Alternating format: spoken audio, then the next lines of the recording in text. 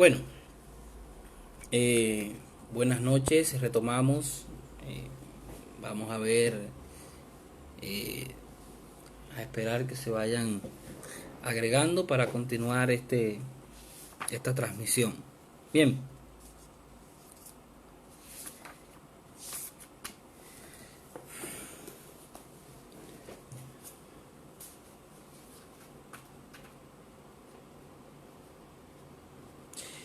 bueno,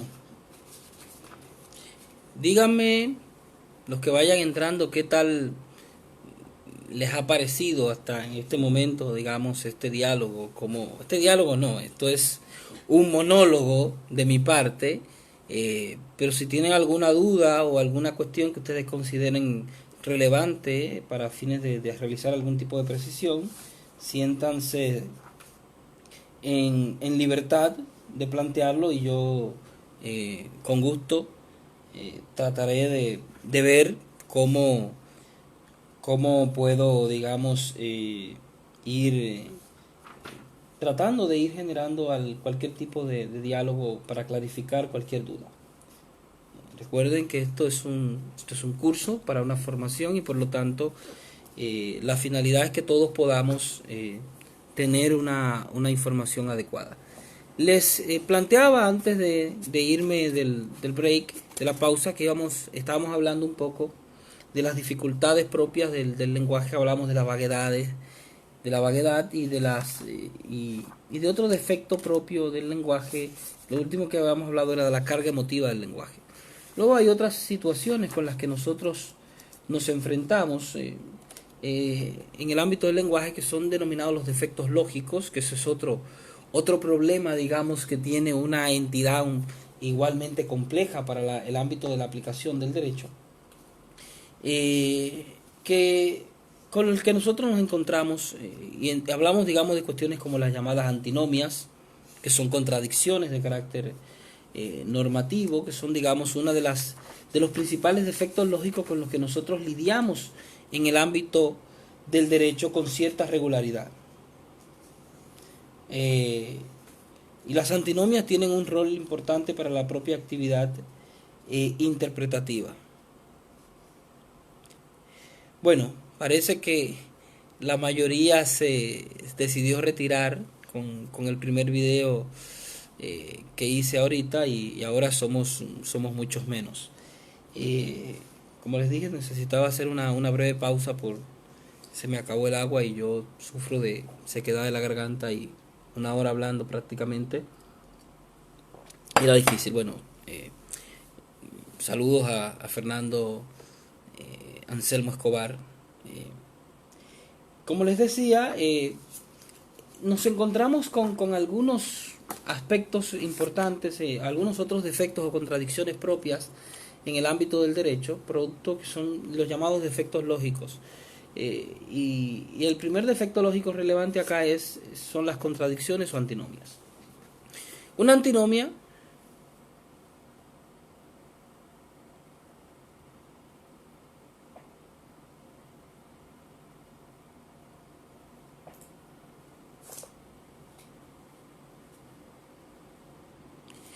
el tema, digamos, Mayra, es que en realidad en la práctica del derecho uno puede tener una norma que se considere o que uno la considere clara en abstracto.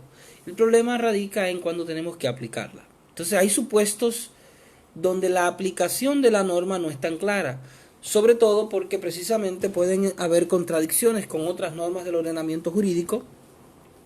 Eh, bueno, pues caramba, no sabía que había dificultad propia para la conexión después de haberse producido la desconexión, así que lo tendré más claro la otra vez y tendré mañana mi depósito anexo de agua para fines de evitar ese tipo de situaciones. Pero como les decía, la pregunta que me plantea Mayra, sí, que en realidad la cuestión de la claridad o no de una norma para los fines de la interpretación es una cuestión que se determina siempre en el caso concreto. Es decir, por eso es que a mi juicio, y con él el juicio de muchos otros autores, resulta un poco apresurado la idea o el principio tradicional de que en situaciones claras no se interpreta. Porque en realidad la claridad o la complejidad es el resultado precisamente de una actividad interpretativa previa. Después que uno hace una determinada actividad interpretativa es que puede determinar si se está frente a una situación clara, frente a una situación compleja o más difícil. Lo que suele ocurrir en esos supuestos que nosotros denominamos casos sencillos o casos fáciles, en realidad es que la interpretación se ha hecho casi de manera intuitiva. Es decir, hay una cierta, digamos, la situación de vida que está detrás en el conflicto concreto que nos toca abordar, encontramos con relativa facilidad, deducimos sin mucha complejidad interpretativa, deducimos del ordenamiento del derecho, deducimos cuáles son las normas que son aplicables. Pero, y a propósito de esta pregunta, fíjate, entramos precisamente en el ámbito mismo de las antinomias. El problema es que podemos encontrarnos con que hayan disposiciones normativas que nos planteen soluciones que sean incompatibles entre sí. Y eso es lo que es una antinomia o una contradicción normativa. Se trata de supuestos, insisto, en los que la solución que el derecho nos plantea, puede resultar contradictoria, porque el derecho, las distintas normas del derecho nos pueden plantear soluciones contradictorias. Y fíjense, esas contradicciones o esas anomias se pueden dar en distintos niveles, o hay distintos inconsistencias o choques en este ámbito que pueden ser totales. Una antinomia o inconsistencia total se da cuando los ámbitos de referencia de las normas que conflictúan en sus soluciones son, digámoslo así, se superponen totalmente. Es decir, cuando hay dos normas de un ordenamiento que nos plantean soluciones que son incompatibles de manera total, se superponen. Supongamos que una norma diga, está prohibido,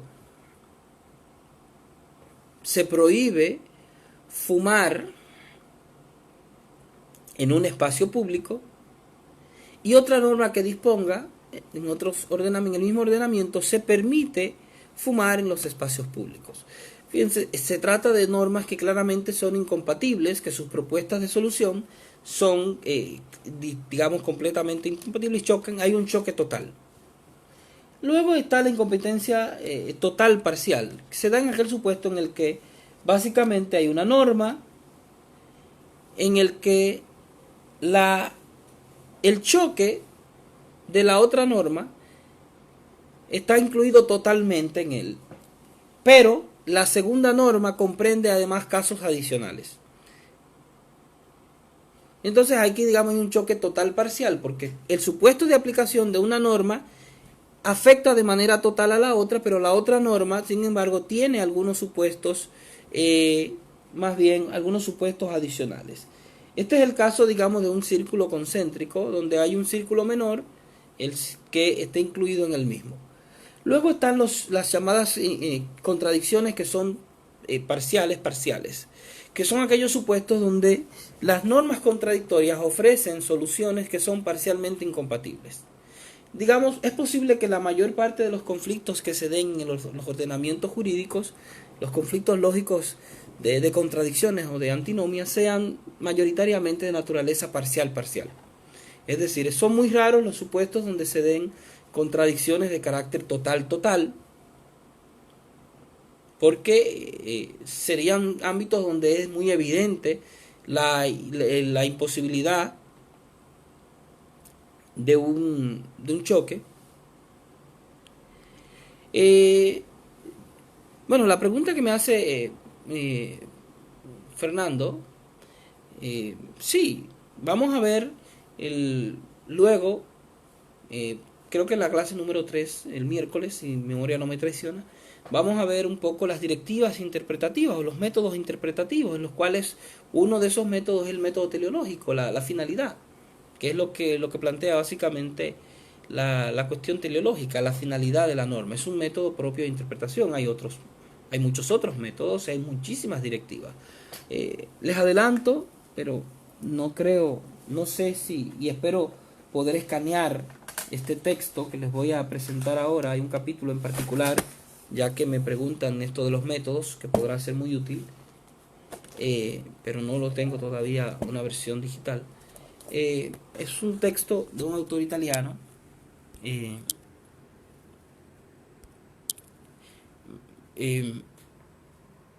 Pierluigi Chiassoni, Ensayos de Metajurisprudencia Analítica. En el primer capítulo de este texto hay un artículo muy interesante que se llama Códigos Interpretativos. Este texto es muy útil para visualizar precisamente los distintos argumentos, distintos métodos interpretativos. De una manera muy sintética, cómo el autor los va organizando. Y vamos a ver, el miércoles vamos a entrar un poco, conversar un poco de esto, y ahí vamos a deducir un poco acerca ya de los distintos métodos de interpretación. Vamos a ver método teleológico, hay métodos de carácter histórico, hay métodos de carácter textual o digamos o lingüístico o gramatical, hay métodos llamados metodológicos, hay métodos que son ya o métodos de segundo nivel que se aplican en algunos supuestos particulares. Pero en el ámbito del derecho nos encontramos con múltiples directivas. Chiassoni por lo menos nos plantea unas 20 directivas interpretativas primarias, que serían el equivalente a esos llamados métodos, y vamos a ir viendo cómo el método, como la idea teleológica, por ejemplo, puede ir variando dependiendo de la finalidad a la que uno se plantee. Bien, a los que van de regreso, bienvenidos otra vez. Ahora lo que estamos hablando es un poco de los defectos lógicos, y estábamos refiriéndonos básicamente a las antinomias, a las contradicciones del ordenamiento jurídico, que eso es lo que es una antinomia. La antinomia en realidad no es más que es el choque, la contradicción que se da entre disposiciones de un ordenamiento jurídico. Entonces las antinomias, como les decía, tenemos antinomias o inconsistencias que pueden ser totales, total, parcial. Normalmente, en el ámbito del derecho, se han diseñado una serie de, digamos, los juristas tienden a resolver los problemas de contradicción en el ordenamiento jurídico a partir de una serie de directivas, una serie de mecanismos que se han diseñado históricamente y que son, digamos, conocemos todos.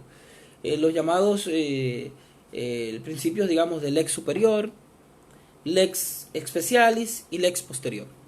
La idea del principio del lex superior, básicamente, todo lo hemos estudiado en alguna ocasión, sugiere básicamente que cuando estamos frente a una contradicción normativa de dos disposiciones que son de diferente jerarquía, se ha de preferir a la que sea de valor superior. Si la que tenga una jerarquía superior. Si hay una contradicción entre un reglamento, entre una disposición normativa que esté en un reglamento y una disposición que esté en una ley, pues evidentemente se ha de preferir la disposición que está en la ley, por efecto de la jerarquía. Si el choque es entre la Constitución y la ley, bueno, pues se ha de preferir entonces digámoslo así, se ha de preferir la normativa o la disposición, la norma que está contenida en la Constitución. El principio, la idea del lex posterior, básicamente sugiere que frente a una contradicción normativa se ha de preferir, entre dos normas, se ha de preferir, digamos, aquella que sugiere que sea la última expresión del ordenamiento. El principio de reserva de ley es un principio importante en el ámbito del derecho en general y tiene aplicaciones de manera muy relevantes en determinados supuestos como el derecho administrativo, el propio derecho penal. Y las constituciones sugieren muchos llamados al principio de reserva de ley.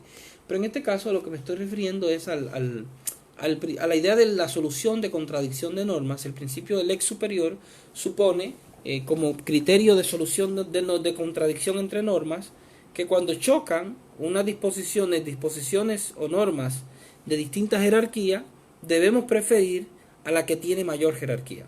Por eso, si hay un choque entre el reglamento y la ley, preferimos la ley. Si hay un choque entre la ley y la Constitución, se le debe dar preferencia a la Constitución. Digamos, esas son reglas que hemos estudiado tradicionalmente en el campo del derecho. Luego el principio, digamos, de la lex posterior, que básicamente la lex posterior lo que sugiere es básicamente que si hay un choque entre dos disposiciones normativas, se debe asumir que la ley posterior derogó la ley previa. Y entonces damos preferencia a la última expresión de voluntad normativa, que es la ley posterior.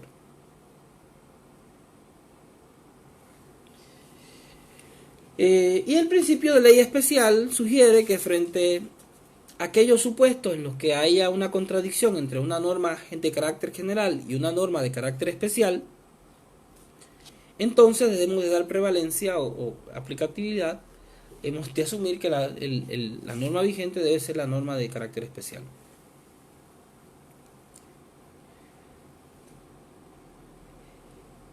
Y retroactividad. La cuestión de la irretroactividad, aquí estamos ya en los supuestos de los supuestos, digamos, de la aplicación de las normas en el tiempo.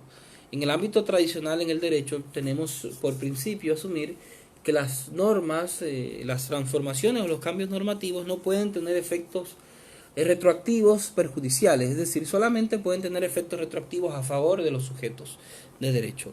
En el ámbito, por ejemplo, de la Constitución, del ordenamiento jurídico de mi país, de la República Dominicana, la Constitución de manera expresa señala que la ley no puede tener efectos retroactivos, salvo que no sea para favorecer al que está subjudice o cumpliendo condena.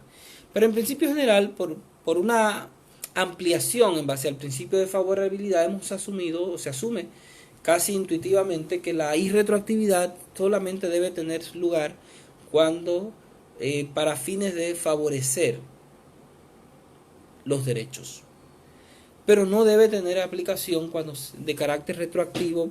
No puede haber retroactividad en mal amparte, no puede haber retroactividad para desmejorar la situación jurídica de las personas.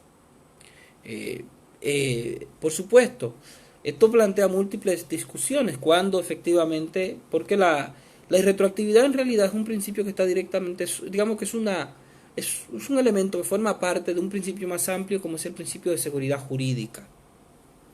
Y es así como está contenido en la Constitución específica de la República Dominicana.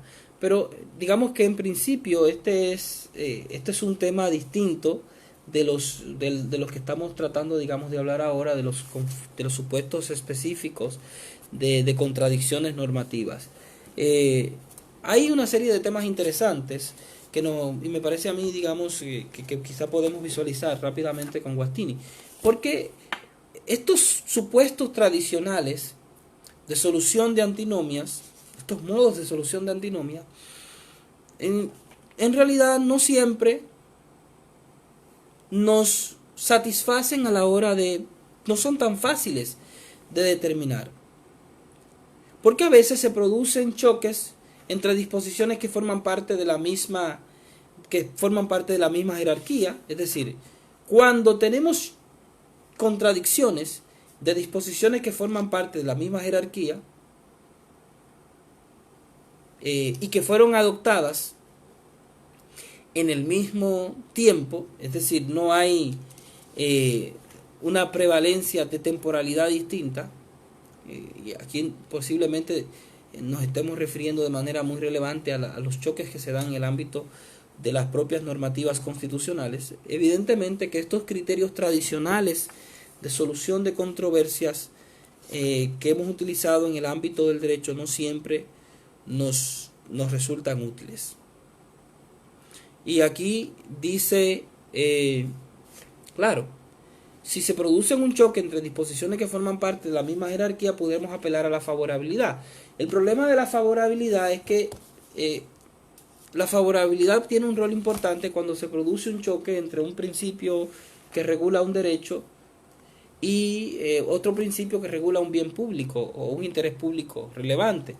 Pero cuando estamos frente a dos choques de derechos, cuando estamos frente a normas que regulan derechos, de sujetos distintos, cuando estamos frente a choques de derechos en el que se apuestan los intereses de sujetos distintos, bueno, pues no siempre es muy difícil, digamos, apelar en abstracto a la regla de la favorabilidad. Pero sí, la favorabilidad es un parámetro importante para la hora de afrontar la interpretación específica en el campo de los derechos. De hecho, ese principio el principio de favorabilidad está expresamente previsto en la Constitución de mi país también. En el artículo 74 se habla del principio de favorabilidad.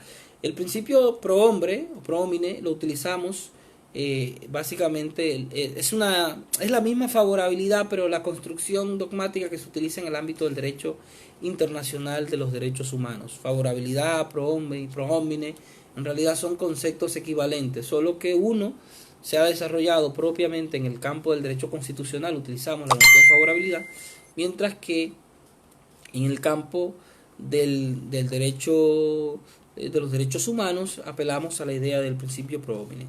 Entonces, lo que le quiero decir es que estos principios tradicionales de solución de controversias no siempre nos permiten solucionar de manera apropiada los choques que se puedan dar. Digamos, necesitamos apelar a algunos criterios complementarios.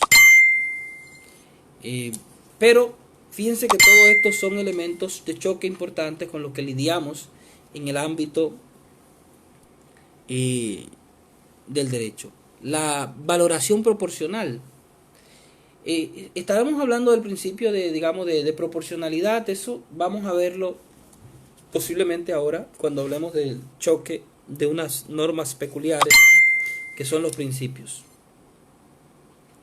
Bien, porque en realidad estas reglas tradicionales de solución de controversias se han aplicado sobre todo en el ámbito de la legalidad ordinaria, pero luego su aplicación en el campo de supuestos de choques entre principios jurídicos, entre normas de carácter más abierto, sugiere precisamente la aplicación del llamado principio de proporcionalidad. Y eso es un tipo de conflicto específico que se da en el campo del derecho constitucional, que vamos a ver precisamente en un ratito. Vamos a terminar primero con otros aspectos propios de efectos lógicos que se dan en el ámbito del derecho. Otro defecto lógico que nos encontramos a veces en el ámbito del derecho es la redundancia. La redundancia, en principio, la redundancia se trata básicamente cuando hay unas soluciones reiteradas dentro del ordenamiento jurídico. Es decir, el derecho propone varias soluciones que no necesariamente chocan entre sí. Las redundancias, en principio, no se supone que deberían dar problemas. No deberían dar problemas en la práctica del derecho, pero producen problemas. ¿Por qué? Porque en realidad los intérpretes, los juristas, solemos asumir, en el caso de las redundancias, solemos asumir que el legislador, por un principio de economía regulatoria, no va a regular soluciones, no va a reiterar soluciones, y tratamos de buscarle soluciones distintas buscarle, digamos, ámbitos de aplicación distintas a las redundancias, y eso da lugar a situaciones, digamos, que pueden resultar complejas a la hora de la práctica del derecho. Otro elemento con el que nos encontramos, otro defecto que es muy, muy normal en el ámbito del derecho, a pesar de toda la discusión que se produjo desde los tiempos de Hans Kelsen sobre la idea de la completitud del ordenamiento jurídico, son las lagunas o vacíos. Es decir, los ordenamientos jurídicos no prevén la solución de todos los problemas que pueden ocurrir en el ámbito práctico. Vamos a ver. Sí, la pregunta que hace Elena sobre la antinomia en la misma Constitución, me refiero, vamos a ver ahora, insisto, cuando termine con las lagunas, vamos a entrar un poco al tema de la ponderación, al tema del choque de principios, que es un ámbito específico, es un método específico de solución de controversias normativas en el ámbito de principios jurídicos, en el ámbito de de los derechos. Porque en los conflictos que se dan en ese ámbito son normas que están en el mismo nivel y por lo tanto sugieren la necesidad de generar supuestos específicos de solución. Pero vamos a tratar eso de una vez y vamos a dejar quizás las lagunas para abordarlas más en breve, porque veo que es un tema que ha concitado la atención de ustedes, así que vamos a tratarlo directamente en este momento. Fíjense que en el ámbito del derecho constitucional, sobre todo, se ha vuelto un punto común el tratar de abordar la existencia de este tipo de conflictos que se dan entre distintos derechos. Derechos que forman parte o normas que forman parte de la misma jerarquía normativa, es decir, están incluidos dentro del instrumento de mayor jerarquía del ordenamiento jurídico interno, que es la Constitución, y por lo tanto tienen el mismo valor teóricamente. Y muchas veces, y las constituciones además están escritas en un lenguaje abierto, un lenguaje de contenido jurídico indeterminado, que lo que se ha venido a denominar recientemente a partir de, digamos, de la obra sobre todo de Ronald Dworkin como principio. Es decir, las constituciones están configuradas con contenidos de carácter principiológico, es decir, sus contenidos son principios, y los principios son, digámoslo así, disposiciones normativas de contenido abierto y muy indeterminado.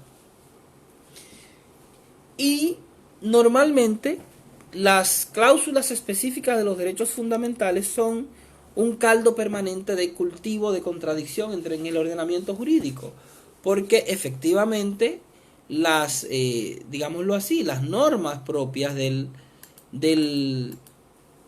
derecho constitucional configuradas en la forma de principios en el ámbito específico de los derechos contienen un catálogo amplísimo de derechos que son sujetos a contradicciones entre sí. Los derechos son profundamente contradictorios. Y entonces, ¿qué hacemos cuando nos encontramos con un choque entre los derechos? Y ese es el día a día, digamos, de la actividad, sobre todo de los tribunales constitucionales. Su principal, digamos, materia prima de trabajo es lidiar, de alguna manera, con este tipo de situaciones, este tipo de choques normativos que se producen entre las disposiciones que forman parte de la Constitución. Y en el ámbito específico de los derechos lidiamos permanentemente con este tipo de choques. Normalmente, cuando uno trata de abordar la solución de los conflictos entre principios, entre derechos, entre principios, se hace a través de la llamada técnica de la ponderación. La ponderación básicamente lo que trata es de realizar una especie de jerarquía axiológica entre los derechos que están en juego, una jerarquía axiológica, pero para extraer una regla de solución que se aplicará al caso concreto de que se trate, al conflicto. Y me refiero a una jerarquía axiológica. ¿Por qué? Porque no puede hacer una jerarquía normativa. Una jerarquía axiológica es una jerarquía de valoración que se puede utilizar precisamente tomando en cuenta las características distintivas de cada caso, visualizando el nivel de afectación y de beneficio que se puede obtener en relación a los distintos principios en choque, los distintos valores o derechos en choque, y darle mayor fuerza o valor, en el caso concreto, al derecho que resulte más beneficiado en relación, digamos, a la afectación que se pueda producir al otro. Pero la jerarquización axiológica plantea una regla de solución que es concreta y que por lo tanto no supone establecer con carácter abstracto y no produce derogación. A diferencia de las reglas propias que veíamos ahorita del lex superior, lex posterior y lex specialis, que son supuestos de derogación de normas, la ponderación no produce una derogación del principio o del derecho que resulta, digamos, dejado de aplicar en el caso concreto. En realidad lo que hace simplemente es desaplicarlo por darle mayor jerarquización concreta a un determinado derecho en el caso. Pero luego en un conflicto posterior puede ser que ese derecho o ese principio que sucumbió en un momento determinado sea el que resulte ganancioso. Bueno, los casos típicos que, como bien plantea Fernando, que se producen este tipo de conflictos en España, en República Dominicana, en cualquier país, el ejemplo más típico son los casos, digamos, de choque entre la prensa, los derechos informativos y la libertad, digamos, y la intimidad, el derecho a la intimidad o la privacidad. Estos son supuestos en los que se ha producido una cantidad extraordinaria de decisiones en nuestros tribunales. Por ejemplo, hay supuestos donde se le ha dado prevalencia a la actividad informativa. Por ejemplo, cuando se produce una información que tiene una relevancia pública sobre la actividad o la actitud o una conducta que haya realizado un funcionario público. Aunque haya un elemento de privacidad en esa conducta, puede ser que sea relevante o que se le deba dar prevalencia a determinado, dependiendo de la naturaleza específica del conflicto, se le ha dado prevalencia a veces a la actividad comunicativa, a la libertad informativa, al derecho a la información. Pero luego hay supuestos en los que se ha visualizado que hay una mayor prevalencia de la privacidad o del aspecto privado y entonces la información ha sido restringida. Por ejemplo, en la República Dominicana, voy a mencionar un caso del tribunal en el que yo trabajo. Por ejemplo, una persona pidió a las autoridades, a través de un amparo, digamos, de información, que las autoridades migratorias, una sociedad comercial, parece, tenía interés en saber que dos de sus directivos, los viajes que habían realizado en una determinada fecha, y le pidieron a la Dirección de Migración que le entregara la información acerca de la información de las salidas de estas personas del territorio dominicano. Y el caso llegó al Tribunal Constitucional. El Tribunal Constitucional declaró que había una prevalencia, digamos, en ese caso, de la intimidad, del derecho a la privacidad. Es decir, estas personas no tienen relevancia pública, no hay esta información, no es información tampoco que tenga relevancia pública, no tiene por qué, forma parte más bien de la protección propia de su intimidad, y entonces no va a lugar.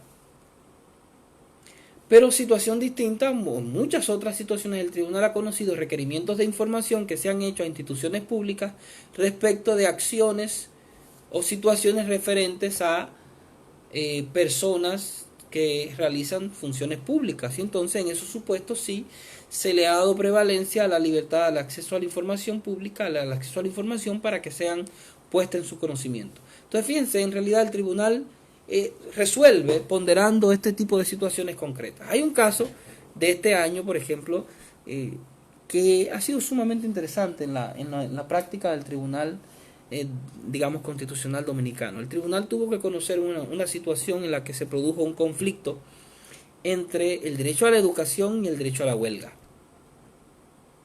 Es decir, profesores de una región del país realizaron varias huelgas consecutivas, reiteradas, en procura de la reivindicación de determinados beneficios laborales, mejora de los planteles educativos, pero esas interrupciones estaban generando afectaciones importantes en el calendario educativo de los niños de esa comunidad. Y el caso, digamos, llegó a los tribunales. Los padres, varios padres y asociaciones de padres de niños de la comunidad presentaron una acción de amparo en contra de la filial de la filial propia de la organización o del gremio de los maestros en el país, de esa región. Y el caso terminó en el Tribunal Constitucional. El Tribunal Constitucional, realizando precisamente una ponderación, determinó que en ese caso concreto el carácter constante de las interrupciones estaba afectando de manera preponderante el derecho a la educación, y que lo que se pretendía obtener a través de las reivindicaciones laborales o las reivindicaciones que planteaban los maestros, que suponían, entre otras cosas, la necesidad, los maestros del sector público, unas aprevisionaciones presupuestarias que no podrían lograrse a corto plazo, evidentemente suponían una lesión por el carácter continuo del derecho a la educación. El tribunal entonces entendió que tenía que dar prevalecencia, tenía que prevalecer en ese caso concreto el derecho a la educación de los niños. Y ahí hay una línea de razonamiento que es sumamente interesante. El tribunal dice, apelando a la filosofía kantiana, la idea de que no se debe utilizar al principio de dignidad humana, no se debe utilizar a una persona como un medio para un fin, como un medio, porque cada persona es un fin, un medio para el fin, para obtener un beneficio de otro, el tribunal dijo utilizar a los niños como elemento propio de presión para conseguir las reivindicaciones laborales efectivamente suponía un uso lesivo del principio de dignidad humana, que además venía reforzado por las exigencias propias que el principio del interés superior del menor plantea. El, el caso es interesante sobre todo por la manera como el tribunal construye argumentativamente la ponderación, es decir, tratando de dejar en claro que no se trata de generar una regla de jerarquización normativa, sino una jerarquización axiológica. Por lo tanto, no se trata de que esté vedada la realización de una huelga en el sector educativo, sino de que haya huelgas reiteradas y constantes que pongan en riesgo los objetivos educacionales que forman parte, digamos, de los derechos fundamentales educativos que la Constitución prevé.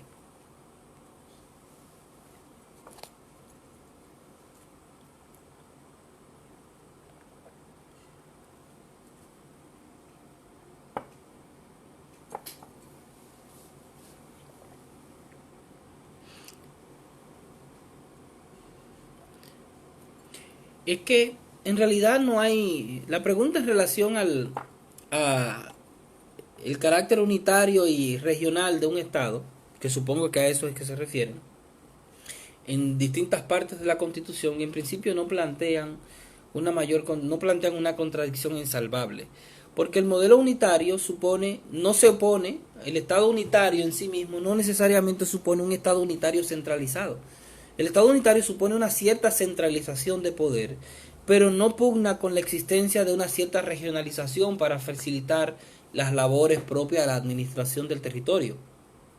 La República Dominicana, de hecho, está expresamente regulado así. La Constitución habla de un Estado unitario, pero al mismo tiempo establece un mandato legal. La Constitución hace una reserva de ley, a propósito de lo que planteaban ahorita, la reserva de ley, una reserva de ley para el establecimiento de regiones. En realidad, lo que ha dado lugar a que la doctrina local defina el Estado, el modelo de Estado, como un modelo de Estado unitario descentralizado a través de regiones. De manera que es posible establecer un sistema de regiones sin que necesariamente haya una contradicción con el principio unitario. Lo que sí sería un choque con un modelo de Estado unitario es que estableciéramos un modelo de Estado federado o que las regiones tuvieran una serie de poderes de carácter soberano y una serie de atribuciones que le permitieran ya no una autonomía de carácter político. Pero las regiones en realidad son supuestos de autonomía de naturaleza administrativa para facilitar la gestión en el territorio y no entran en contradicción en los diseños constitucionales, por lo menos los que yo he estudiado, no entran en contradicción con la existencia de un Estado unitario. De manera que esos son, digamos, disposiciones de un ordenamiento jurídico que perfectamente se pueden armonizar. Ahí también es un elemento propio de la práctica del derecho constitucional, porque cuando podemos armonizar, a diferencia de la ponderación que supone dejar de aplicar un principio para darle prevalencia a otro en una situación concreta, la armonización lo que hace precisamente es encontrar la manera de acomodar simbióticamente dos principios que parecerían chocar, pero que cuando se realiza esa labor de acomodo, perfectamente pueden coexistir cada uno e interactuar de manera recíproca en el ordenamiento jurídico sin que se produzcan interferencias entre los mismos.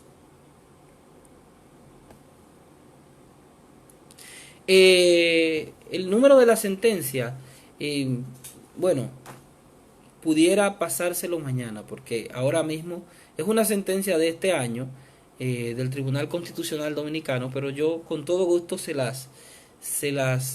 mañana cuando me conecte le hago referencia al número. Yo soy un poco malo para retener los números de las sentencias, pero es una sentencia de este año, es 89 o 69 2019, pero en todo caso yo le paso toda la referencia y si no, incluso la puedo mandar por vía de correo electrónico para que se las hagan llegar y así se le facilita mejor el acceso a la misma.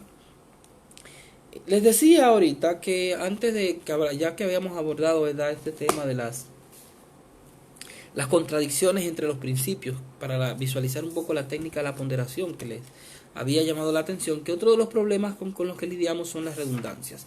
Habíamos hablado un poco de las redundancias, que son básicamente la existencia de soluciones reiteradas, y que las redundancias no deberían plantear mayor complejidad, sino precisamente por el interés que a veces tenemos nosotros de tratar de buscarle, como dirían en el lenguaje popular de República Dominicana, a veces la quinta pata al gato. Los juristas tratamos de pensar que el legislador es racional, que el ordenamiento jurídico es coherente, que por lo tanto no tiene sentido plantear soluciones que sean reiteradas, y tratamos de buscarle nuevos parámetros de solución. Por último, para lo último que voy a tratar con ustedes en el día de hoy, sí, las sentencias se las hago llegar, y así ustedes no tienen mayor dificultad. Lo último que quería referirme es a las lagunas. Las lagunas, básicamente, estamos hablando de vacíos normativos. Una laguna, básicamente, lo que sugiere es la ausencia de una regulación. Es un vacío en el ordenamiento jurídico, y por lo tanto, la laguna exige una actividad que no es propiamente interpretativa, como dice Guattini. En realidad es una actividad que uno pudiera denominar, Guattini denomina construcción jurídica, integración del derecho. Y normalmente, para colmar las lagunas, para resolver los problemas de lagunas, aplicamos a la idea de la analogía, a la técnica de la analogía.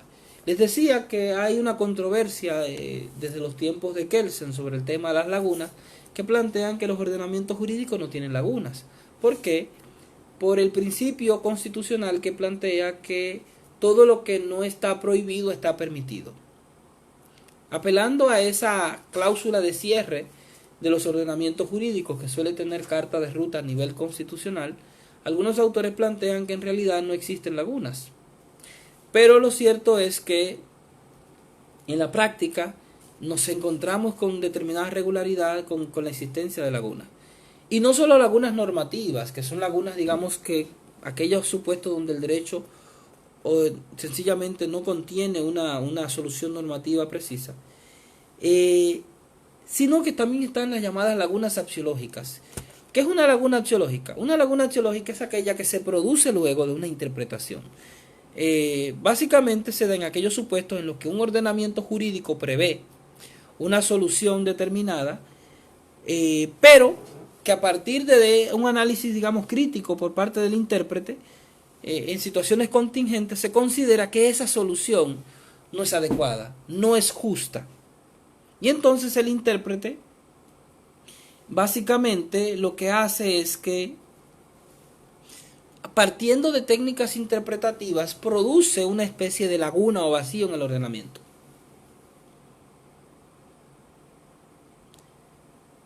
Y entonces se trata precisamente de señalar que hay un vacío porque el supuesto normativo de solución que el ordenamiento en principio parecía ofrecer no satisface determinadas características propias del caso, y por lo tanto el intérprete, el aplicador de la norma, no tiene propiamente ya una norma para aplicar.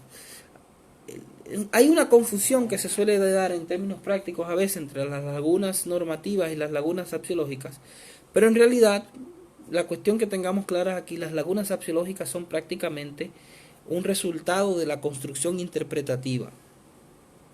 Es decir, básicamente son los intérpretes, a través de su actividad, los que determinan la existencia de estas lagunas.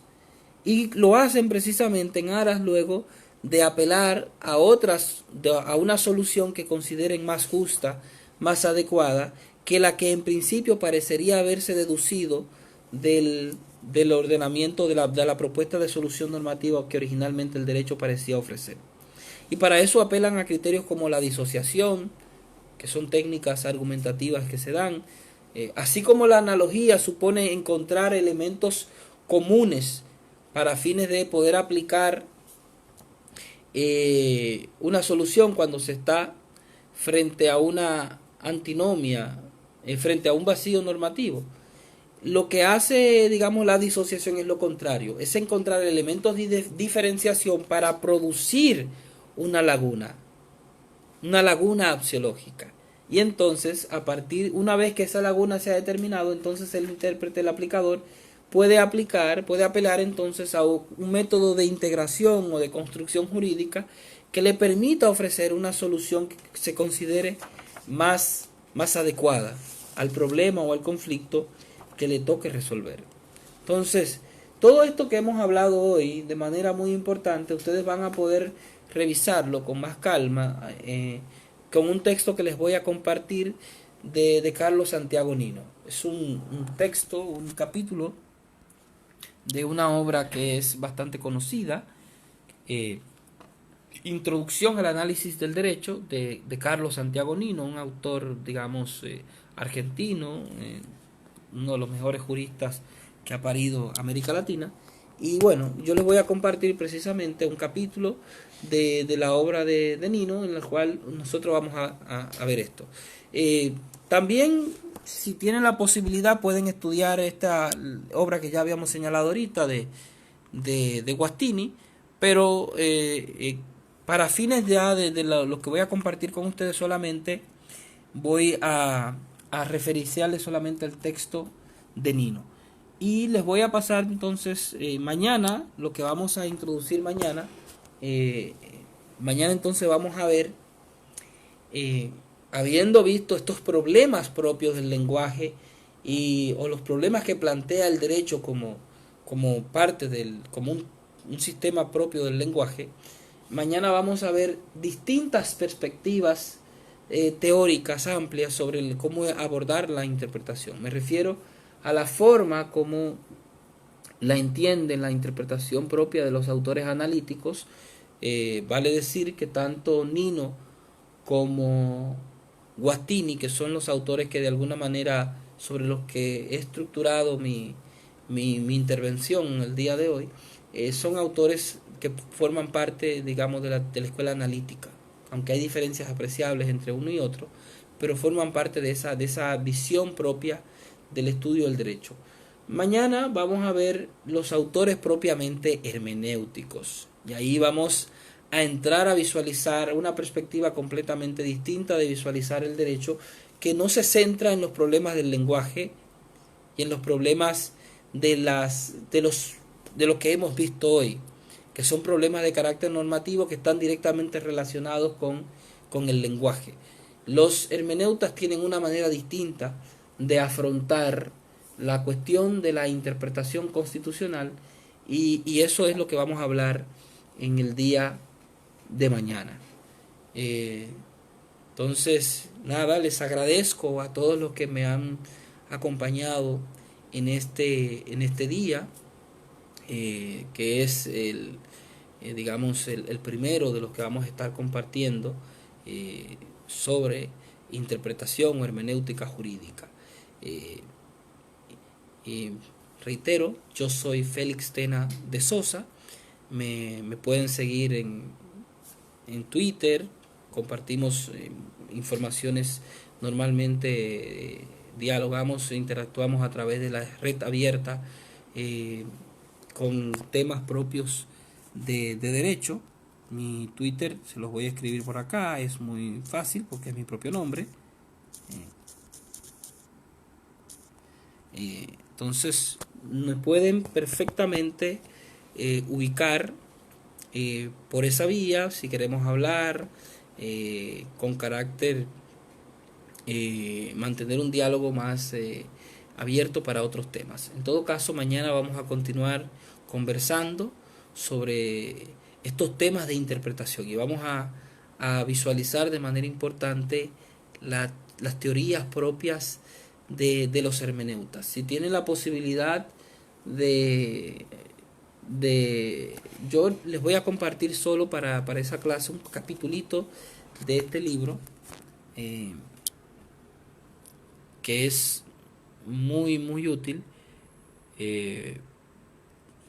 sobre la hermenéutica, pero en realidad me voy a estar refiriendo a prácticamente una perspectiva holística sobre el libro, pero para fines de una visión de esto nos basta ese capítulo. Igual les compartiremos también, vamos a hablar una perspectiva hermenéutica que es bastante conocida, que es la de Ronald Dworkin. Y entonces para esos fines vamos a compartir un capítulo de este libro. Andrei Marmor es un autor israelí que trata los temas de interpretación y bueno, vamos a ver precisamente con estas dos visiones distintas, una visión más propia de la hermenéutica europea, que está profundamente influenciada por la doctrina germánica, y una visión de la hermenéutica anglosajona, cuyo factor protagonista es precisamente Ronald Dworkin. Sobre eso hablaremos mañana y gracias, les reitero, por haberme acompañado en el día de hoy. Y recuerden, así como algunos compañeros de ustedes pudieron hacer preguntas, siéntanse libres para tratar preguntas en relación al tema, por supuesto, que estemos tratando para fines de hacer este diálogo más interesante. Les reitero, muy buenas noches y nos vemos mañana.